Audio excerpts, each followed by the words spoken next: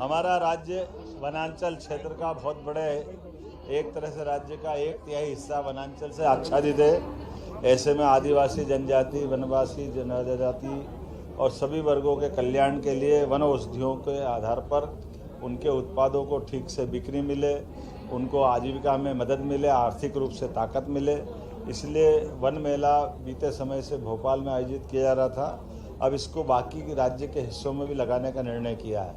इसलिए महाशिवरात्रि के पावन पर्व पर उज्जैन में बहुत बड़ा एक तरह से यात्रियों का एक मेला लगता है। बड़ी संख्या में विक्रमोत्सव के दरमियान भी यहाँ कई प्रकार के आयोजन होते हैं। ऐसे में वन औषधियों का 4 दिन का मेला 12 से लेकर 16 फरवरी तक दशहरा मैदान पर लगाया जा रहा है।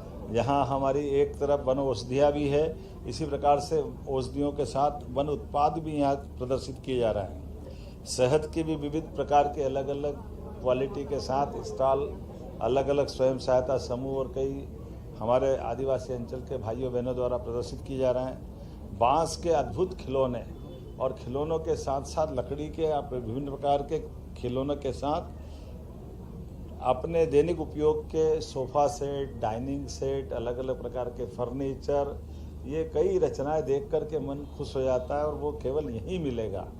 मैं आज के इस अवसर पर इतना ही बोलना चाहूँगा कि हमारे अपने उज्जैन और उज्जैन आने वाले सभी यात्रियों के लिए ये 4 दिन का समय अद्भुत रहने वाला है। मेरी अपनी ओर से फॉरेस्ट डिपार्टमेंट के माननीय मंत्री दिलीप अहिरवार जी, साथ में माननीय विधायक अनिल जैन कालूहड़ा जी, माननीय विधायक सतीश मालवीय जी, माननीय विधायक जितेंद्र पंड्या जी, हमारे सभी मंच पर उपस्थित अतिथियों के सहित हमने उद्घाटन भी किया, अलग अलग प्रकार के आनंद भी लिए।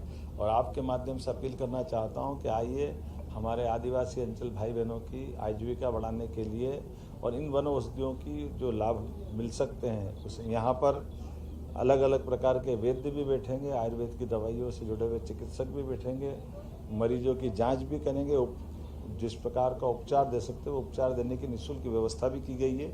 इसका समूचा आप सब लाभ उठाएं, इसी अपील के साथ मेरी अपनी बधाई। विक्रम उत्सव का आनंद तो हर साल 20 साल से उज्जैन में हम लेते आए हैं और विक्रम उत्सव से लेकर गंगा दशमी तक का एक लंबा अलग अलग कार्यक्रमों का सिलसिला यहाँ से प्रारंभ हुआ। शिवरात्रि के अवसर पर बाबा महाकाल की नगरी से सम्राट विक्रमादित्य का 2000 साल पुराना और गौरवशाली अतीत जो शासन के सभी सूत्रों के साथ आज भी लोगों के दिल में जीवित है।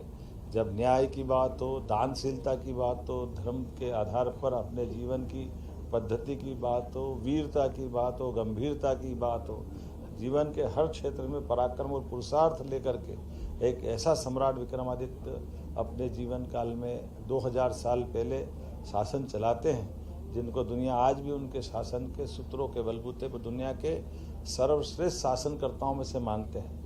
भगवान राम के काल को विक्रमादित्य के काल से तुलना करके हर काल में परवर्ती राजाओं ने विक्रमादित्य के समान सुशासन की कल्पनाएं की है।